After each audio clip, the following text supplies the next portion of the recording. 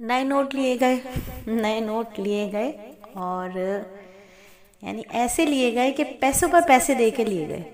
نئے نوٹ خریدے ہیں بینک سے تو پیسے پر پیسے لے کر خریدے. 1000 والی گڈی 1200 کی خریدی ہے اور 50,000 والی گڈی جو ہے وہ کتنی مہنگی ملی ہے. تو نیا نوٹ خریدنا کیسا ہے؟ کیوں خریدی تھی؟ عیدی کے لیے خریدی تھی نا، بچوں کو عیدی دیں گے. تو یہ جو نئے نوٹ کے بدلے اضافی رقم جو دی، یہ کیا ہے؟ کہیں ایسا تو نہیں یہ سود ہو؟ یعنی اس کا بھی تو علم حاصل کرنا تھا نا. علم حاصل کرنا ہے نا، اپنے آپ کو حرام اور ناجائز مال سے بچانا ہے، ہمارے اپنے اعمال کو حرام اور ناجائز اعمال سے بچانا ہے. تو دیکھیے، یاد رکھیے کہ آج کل جو پیسوں کے نئے نوٹ لینے کے لیے جب کسی دکان یا بینک میں جاتے ہیں تو دکاندار یا بینک والا 1000 روپے کے نئے نوٹ کے بدلے اضافی رقم چارج کرتا ہے. سوال ہے کہ کیا یہ واقعی سود ہوتا ہے؟ تو دیکھیے، جو نوٹ ایک ہی ملک کے ہوتے، ایک ہی قسم کی مالیت رکھتے، اگرچہ کہ پرانے اور نئے ہوں، ان کا آپس میں تبادلہ جو ہے مساوی، ہاتھ در ہاتھ جائز ہے. یعنی میں نے اگر 1000 روپے دیے ہیں، پرانے 1000 کا ایک نوٹ دیا تو مجھے کڑک نوٹوں کی ایک گڈی مل جائے گی 1000 روپے کی، مگر ٹھیک ہے. کمی زیادتی کے ساتھ تبادلہ سود ہونے کی وجہ سے ناجائز ہے. لہٰذا نئے نوٹوں کو پرانے نوٹوں کے بدلے کسی کمی بیشی کے ساتھ خریدنا یا فروخت کرنا ناجائز ہے اور سود ہے. اب کتنے لوگ جو ہیں وہ نئے نوٹ جب خریدتے ہیں تو 1000 والی گڈی 1200 کی لیتے ہیں. کیوں لیتے ہیں؟ سوچے تو صحیح، ہم سود کا کاروبار کر رہے ہیں. ہم بینک سے تو سود نہیں لے رہے. ہم کہتے نہیں جی فلاں جگہ سے ہم پیسے پہ پیسہ نہیں دیں گے کیونکہ یہ سود ہے. لیکن ہم اس وقت کیا کرتے ہیں جب ہم نئی گڈیاں لے رہے ہوتے ہیں، اور کس کو دے رہے ہیں وہ سود کا پیسہ؟ اپنے چھوٹے چھوٹے معصوم بچوں کو. وہ بچے تو خوشی خوشی لے لیتے ہیں. تو ہم نے کیا کھلایا ان بچوں کو؟ سود کھلایا. دینے والا جو بیچنے والا ہے وہ تو کر ہی رہا ہے یہ ذلت، لیکن ہم کیوں لیں؟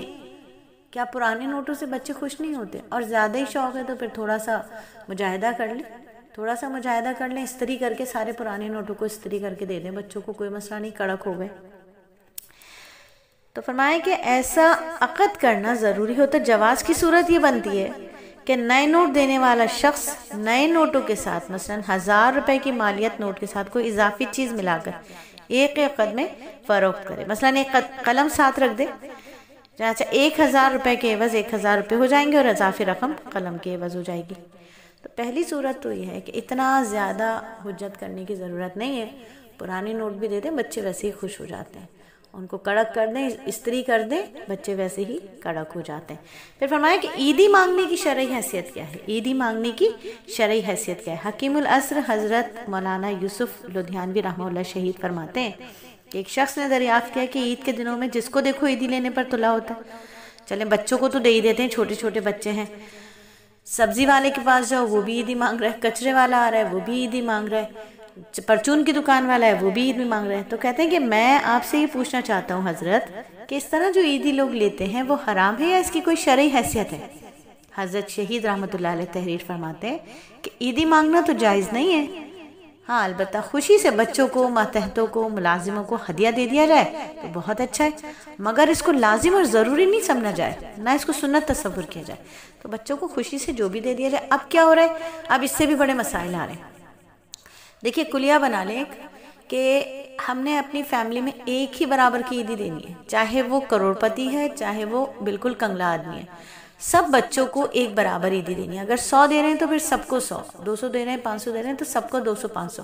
اب ہم کیا کرتے ہیں، جس کے گھر سے ہمیں امید ہوتی ہے ہمارے بچے کو یہاں سے 1000 ملیں گے تو ہم بھی اس کے بچے کو 1000 دیتے ہیں. جس سے ہمیں امید ہوتی ہے ہمارے بچے کو یہاں سے 100 ملیں گے تو ہم بھی اس کے بچے کو 100 دیتے ہیں. پھر اگر ہم کسی کو زیادہ دے دیتے تو وہ بدلے میں ہمارے بچے کو زیادہ دیتا ہے. تو یہ عیدی خوشی تو نہیں ہوئی، یہ تو گیو اینڈ ٹیک ہوا، کچھ دو کچھ لو کا اصول ہوا. تو عید خوشیوں کا نام ہے، عید خوشی کا نام ہے. کسی کو نہ بوجھ پہ ڈالنا ہے، نہ کسی کے اوپر بوجھ ڈالنا ہے، نہ کسی کے اوپر بوجھ بننا ہے. تو عید خوشیوں کا نام ہے. اسے جھنجٹ نہ بنائیں، اسے پریشانی نہ بنائیں، اور اس میں نئے نوٹوں کو اس طرح سے خرید کر اپنے مال کو حرام نہ کریں.